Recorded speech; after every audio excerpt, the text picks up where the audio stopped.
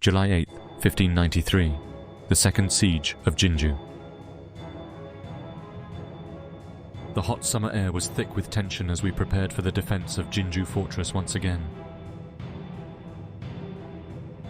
The memory of our victory during the first siege was still fresh, but this time the stakes felt even higher. We knew the Japanese had returned for revenge, and their numbers were overwhelming. This would not be like the last time. They had learned from their mistakes, and they were determined to crush us. Our commander, General Kim Cheon-il, had taken over for the late General Kim Si-min, who had fallen in a skirmish months before. Jinju was the last stronghold defending the southern provinces, and if it fell, the entire region would be exposed to the invaders. I could feel the weight of that responsibility on every soldier's shoulders, including my own. As we stood atop the walls of Jinju, gazing out at the Japanese army assembling below, it was clear that this would be a battle unlike any other we had faced. The enemy numbered over 90,000 men, a massive force led by Toyotomi Hideyoshi's generals, including Kato Kiyomasa and Konishi Yukinaga. They had come prepared, bringing cannons, muskets, and siege weapons far more advanced than what we had seen before. In contrast, we were around 3,800, our garrison reinforced by hastily assembled local militia and monks. The enemy's first move came swiftly.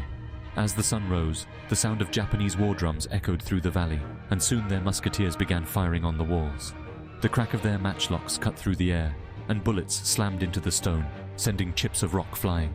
We ducked behind the parapets, waiting for the barrage to end. But it didn't. They kept firing, their ranks rotating seamlessly, keeping the pressure on us. Their muskets were deadly, but we held our ground, knowing that as long as we had the high ground, we stood a chance.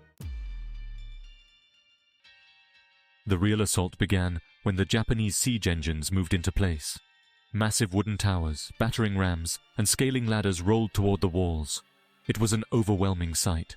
My heart raced as I saw their soldiers surge forward, carrying ladders and pushing siege towers closer to the fortress. They were determined to swarm the walls and overwhelm us with sheer numbers. Our commander ordered us to hold our positions and prepare for close combat.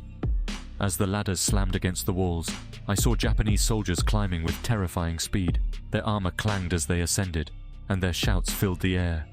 I gripped my spear tightly, waiting for the first one to reach the top. When he did, I drove my spear into his chest before he could pull himself over the wall, sending him tumbling back down. But for every soldier I pushed back, two more took his place. The battle quickly turned into a brutal melee. I fought alongside my comrades, defending the walls with everything I had, swinging my spear, slashing with my sword, and hurling stones at the attackers. The Japanese were relentless, and their sheer numbers began to overwhelm us. The narrow walls became a chaotic battleground, bodies piling up as we fought to keep them from breaching our defenses. The Hwachas, our great rocket arrow launchers, had been our saving grace in the first siege, but this time, the Japanese were ready for them. They targeted the Hwachas with their cannons and muskets, destroying several of them before they could do significant damage. Still, we fired as many arrows and rockets as we could, hoping to break their advance. The Japanese soldiers who reached the walls were fierce, but we fought with the desperation of men defending their homes and families. I remember a moment when I was nearly thrown from the wall by a powerful samurai, his katana slashing through the air. I barely managed to block his strike with my shield, and in the ensuing struggle, I used the pommel of my sword to smash his helmet, knocking him to the ground. But as soon as I turned, another enemy was upon me. It was a blur of blood, steel, and exhaustion, and there was no end in sight. Hours passed, and the sun began to set, casting long shadows across the battlefield. Despite our best efforts, the walls were beginning to crack under the constant assault. We had repelled wave after wave, but the Japanese continued to come, their resolve unshaken. I saw their commanders rallying them from below, pushing their soldiers forward as if they had no fear of death. In that moment, I realized just how dire our situation was. By nightfall, the Japanese had broken through several sections of the wall. The final assault came just before dawn. The Japanese stormed the citadel, their cannons blasting the gates open, and their soldiers swarming inside. I fought with everything I had left, but we were vastly outnumbered. The walls we had defended so fiercely now felt like a trap, closing in around us. One by one, I saw my comrades fall. The courtyard was slick with blood, and the bodies of the dead lay in heaps around me. As I struck down another enemy, I felt a sharp pain in my side. A Japanese musket ball had found its mark. I stumbled, the world spinning around me. I fell to the ground, my sword slipping from my hand. They poured into the fortress, and the fighting spilled into the streets. It was chaos. Fires broke out as the invaders set buildings ablaze, and the smell of smoke and burning flesh filled the air. Civilians, who had taken shelter within the walls, were caught in the crossfire. Women and children screamed as they tried to flee, but there was nowhere to run. We were surrounded. General Kim Cheon-il ordered a last stand in the inner citadel, where we regrouped and prepared to fight to the death. There was no escape, and we all knew it. The enemy was closing in from all sides, and our numbers were dwindling. I stood with the remaining soldiers, my body battered and bleeding, but still holding onto my sword. This was it. If we could not hold Jinju, the Japanese would overrun the entire south. The last thing I remember was seeing the Japanese banner flying over Jinju, the fortress finally falling after days of relentless siege. The thought of all we had lost weighed heavily on me, but there was no time for despair. Jinju had fallen, and with it, a part of Joseon's heart. August 14th, 1597, the Battle of Chilcheollyang. I had never seen the sea so still before a battle. The calm waters seemed to mock the tension in the air as our fleet prepared for what we all knew would be a decisive clash. I stood aboard one of the Panoxian ships, gripping my spear and gazing at the horizon where the Japanese fleet lay in wait. It was the first naval battle since Admiral Yi Sun-sin had been removed from command, replaced by the untested Won-gyun. Many of us, including myself, felt uneasy under his leadership. Admiral Yi's victories on these very waters were the stuff of legend, and now we would fight without him. The Battle of Chilcheollyang was to be the first test of Won-gyun's command, and I feared it would be our last. The Japanese had regained their strength after their defeat in the first phase of the war. Their ships, sleek and fast, carried thousands of samurai, all eager to finish what they had started. Our fleet was weakened, numbering only about 150 ships, and morale was low. We had been ordered into this battle hastily, with little preparation and no clear strategy. The night before, I overheard some of my fellow soldiers whispering in fear about what lay ahead. Many questioned why we were being led into such a fight without the steady hand of Admiral Yi. There were rumors that even Won-gyun doubted his own ability to lead us, but we had no choice but to trust him. Orders were orders. At dawn, the signal to advance was given, and our ships moved forward. The morning mist still clung to the water, making it difficult to see the enemy, but we knew they were out there, waiting for us. As we drew closer, the mist began to lift, revealing the full scale of the Japanese fleet, over 500 ships, spread out like a swarm of locusts. My heart sank at the sight. How could we possibly win against such overwhelming odds? Won-gyun's orders were unclear, and soon chaos began to unfold. Our ships were scattered, each trying to find its own position. There was no coordination, no clear formation. I could see panic spreading among the men as we realized we were sailing into a trap. The Japanese had been waiting for this moment, and they pounced on us with terrifying speed. The first wave of their ships struck hard.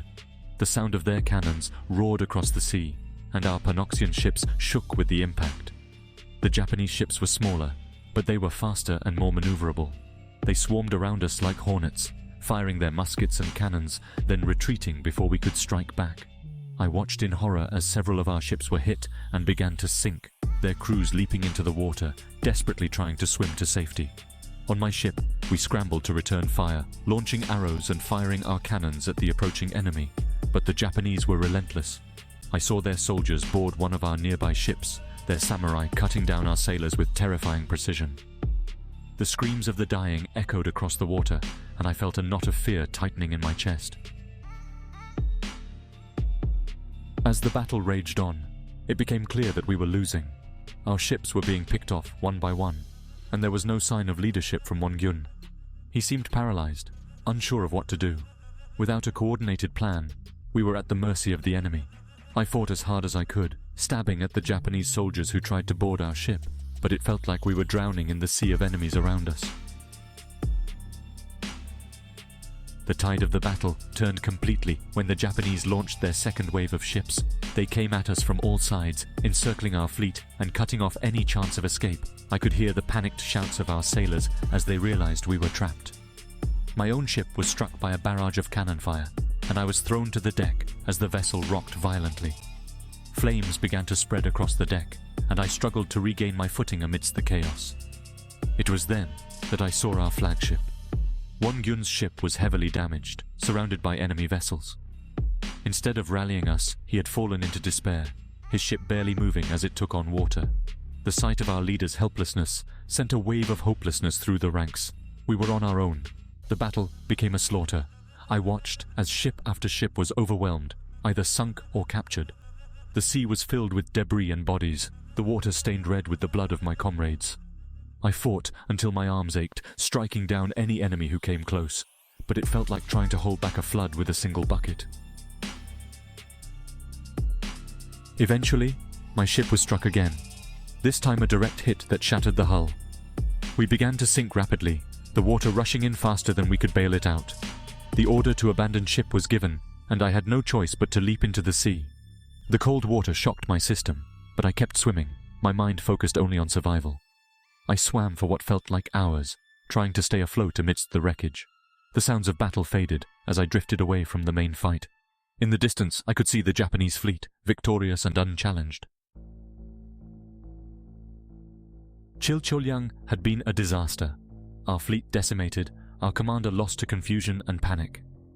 As I floated in the water, clinging to a piece of debris, I couldn't help but think of Admiral Yi Sun-sin.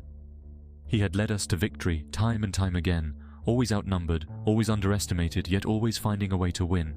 And now, without him, we had been crushed in a single day. I survived the Battle of Chilcheollyang, but the cost was enormous.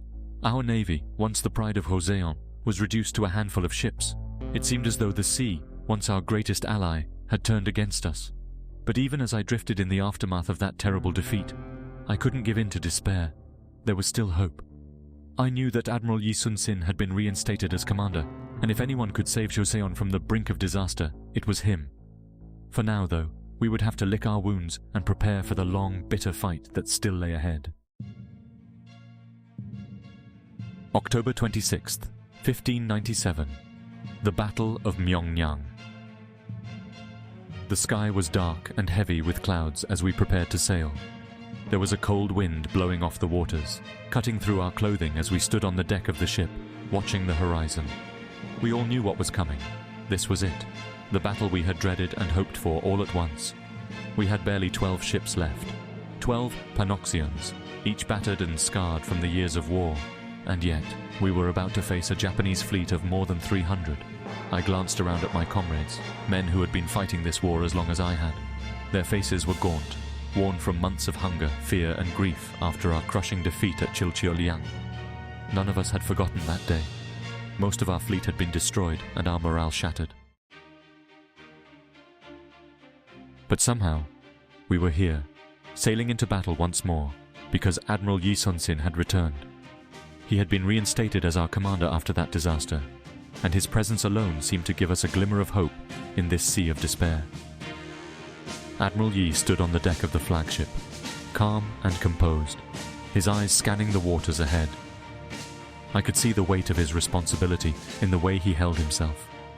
Yet, there was a determination in him that made us all believe.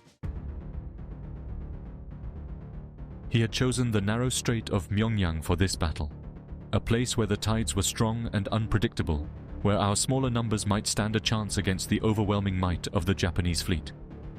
We waited, tense and silent, as the hours passed. The tide was beginning to turn, just as Admiral Yi had said it would. The strait would soon become a churning, chaotic channel of fast-moving water, and it was in this moment that he ordered us to advance. The sight of the Japanese fleet was enough to chill any man's heart. Their ships filled the horizon, row upon row of warships, some of them towering over our own. They moved like a relentless wave, sweeping towards us, confident in their victory. I felt a knot of fear tightening in my chest. How could we, with so few ships, stand against such an overwhelming force? But Admiral Yi gave the order, and we moved forward. His voice, steady and clear, carried over the wind, and we obeyed without hesitation. There was no time for doubt. The narrow Strait of Myeongnyang would be our only chance. As we sailed into the currents, the tide began to work its magic. The water surged beneath us, the force of the current pushing against our hulls. The Japanese ships, larger and heavier, struggled to navigate the powerful waters, their formations breaking apart as the current pulled them off course. It was then that Admiral Yi ordered the attack. Our cannons roared, the sound reverberating across the strait as we fired at the enemy. The first Japanese ships that came within range were hit hard. I watched as one of their warships, struck by a barrage of cannon fire, began to list, its crew scrambling to control the damage. Another ship, caught in the fast-moving current, smashed into a rock, its hull splitting open as it began to sink. The Japanese were caught off guard. Their numbers meant nothing here in the narrow strait. Their ships couldn't maneuver, and the tide was working against them. We, on the other hand, had been trained for this. Our Panoxians, though few, were fast and agile. We darted in and out of the chaos, firing volleys of cannonballs, arrows, and even the dreaded Hwachas, raining down rockets upon the enemy. I stood at my station, reloading the cannons as quickly as I could, my heart pounding in my chest. Each shot we fired had to count, and every time I looked out over the deck, I could see the Japanese ships struggling, their crews shouting orders in confusion as their vessels crashed into each other, or were smashed by the rocks and the tide. It was a sight I had not dared hope to see. The battle raged for hours, but the tide was in our favor, both the literal tide and the tide of the battle. I saw Admiral Yi's flagship at the forefront, leading the charge, sailing directly into the heart of the enemy fleet. His courage was beyond words. He seemed fearless, commanding with the precision of a master tactician. The enemy tried to focus their fire on him, but the strait itself protected us, and the Japanese fleet was in disarray. At one point, a massive Japanese warship broke free from the current and attempted to ram our flagship. I felt my breath catch in my throat, but before it could close the distance, a well-placed volley from our cannon struck the ship, tearing through its hull. The massive vessel shuddered, then began to sink into the churning waters. The sight filled me with awe. Even in the face of overwhelming odds, Admiral Yi had turned the tide. As the hours wore on, the Japanese fleet began to retreat. They had lost dozens of ships, and the rest were struggling to stay afloat. Their commanders, realizing that their numbers meant nothing in this treacherous strait, ordered a withdrawal. We watched as they fled, their once mighty fleet broken and scattered. When the battle finally ended, the sea was littered with the wreckage of Japanese ships, and the bodies of the fallen floated among the debris. We had lost not a single ship. The impossible had happened. 12 ships had defeated a fleet of over 300. The sense of relief and victory was overwhelming, but so too was the exhaustion. As the adrenaline began to fade, I could feel the weight of the battle settle into my bones. But as I stood there on the deck, watching the last of the Japanese fleet vanish into the distance, I couldn't help but feel a sense of pride. We had done what seemed impossible. Admiral Yi Sun-sin had done it. Later, as the night fell and the sea returned to its eerie calm, I reflected on what we had just survived. Myeongnyang would be remembered for generations, a testament to Admiral Yi's genius and to the indomitable spirit of the Joseon Navy. We were not finished yet. The war still raged, but with Admiral Yi at our helm, I knew we had a fighting chance. We were few, but we were strong, and as long as we had the sea and Admiral Yi Sun-sin, we would never give up.